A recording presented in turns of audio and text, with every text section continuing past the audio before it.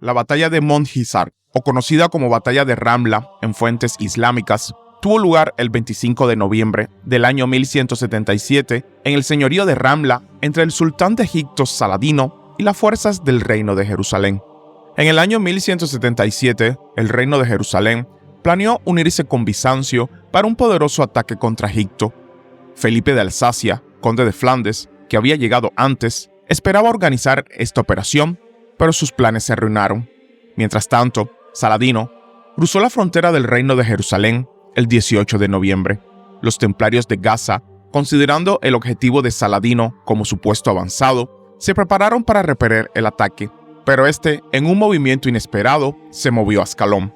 Al enterarse de la situación de Saladino, Balduino IV abandonó Jerusalén aproximadamente con 500 caballeros y 3.000 infantes.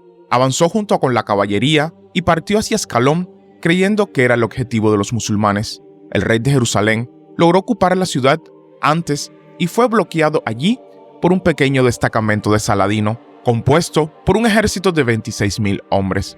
El principal objetivo de la invasión resultaría ser Jerusalén, donde el grueso de los guerreros islámicos comenzó a avanzar lentamente, asolando el país a su paso.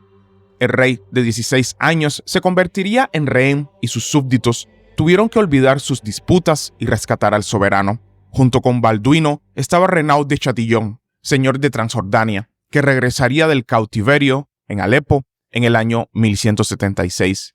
También se encontraba Reno, el famoso lobo de Kerak, el cual era enemigo jurado de Saladino, así como de todo el oriente islámico. Saladino dejó un continente en Ascalón y se dirigió hacia Jerusalén, asumiendo que Balduino no se atrevería a perseguirlo con un pequeño ejército. Capturó Ramla y sitió Lida y Arsuf.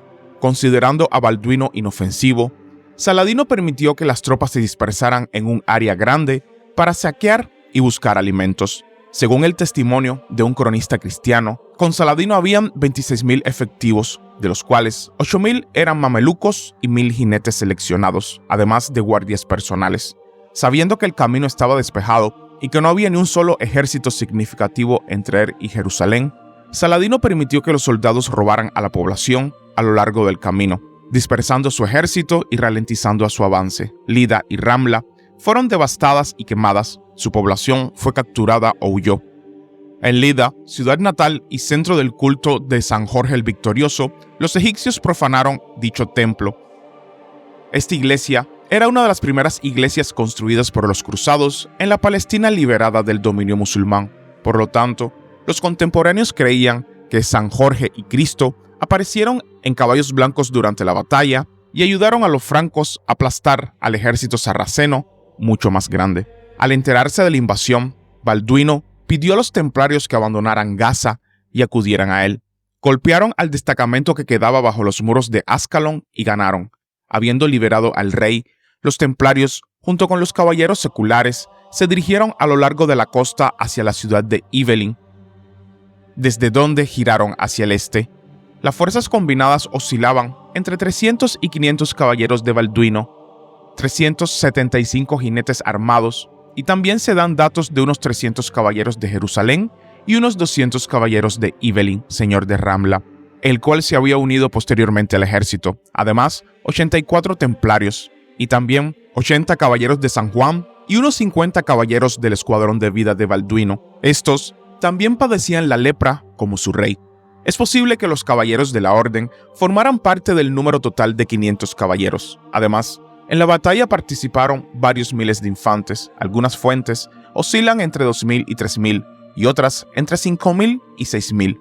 El mismo número de los que llegaron más tarde fueron derrotados por los sarracenos. Se desconoce el número de caballería de los turcópolos, si participaron en la batalla, pero a juzgar por la larga y exitosa persecución, se puede suponer que los cristianos tuvieron a estos aliados bajo su mando. En el camino de Jerusalén, Saladino interceptó varios destacamentos de infantería que buscaban unirse al ejército real en Ascalón, debilitando así aún más las fuerzas de los cruzados.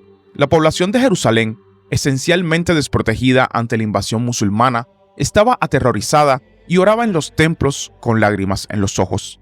Sin embargo, Balduino logró derrotar a la fuerza de asedio sarraceno y apareció inesperadamente en la retaguardia del enorme ejército sarraceno disperso y en marcha. Los regimientos cristianos atacaron a Saladino en una colina cerca de Ramla y lo sumieron en una completa confusión. El momento fue bien elegido. Saladino simplemente intentaba reconstruir sus tropas y esto provocaría un problema. A juzgar por el relato del erudito y cronista del siglo XIII, Abu Shama, el ejército de Saladino no esperaba una resistencia activa por parte de los cruzados. El sultán permitió que sus soldados se dispersaran en la zona y saquearan las aldeas, en lugar de permanecer unidos. La suerte se había vuelto contra ellos, señaló sombríamente el cronista. La guardia personal de Saladino, los mamelucos, fue destruida por un aplastante e inesperado ataque de caballería y todo el ejército huyó. Como resultado, la historia se repuso para los cristianos con otra victoria en Ramla, que no fue menos aplastante que la obtenida por Balduino I de Jerusalén en el año 1101. Saladino huiría a Egipto mientras era acosado por los beduinos en el camino. Solo una décima parte de su ejército regresó a Egipto. Balduino lo siguió hasta la península del Sinaí, pero no logró tomar ventaja. Saladino renovó el ataque al reino en el año 1179, aunque en esta batalla, personalmente, como confesó a su secretario, demostró que Dios no quería que el reino de los cristianos cayera bajo ese rey. Sin embargo, hubo un año de paz que el reino de Jerusalén no conocía desde hacía mucho tiempo. La victoria pronto se convirtió en una leyenda, que fue recordada por cristianos y musulmanes durante mucho tiempo por los contemporáneos y según testigos presenciales, incluso después de 100 años, esta batalla fue considerada quizás la más gloriosa de todas las batallas de los cruzados. Y hasta aquí el video de hoy, espero que les haya gustado y suscríbanse para más contenido. Hasta la próxima.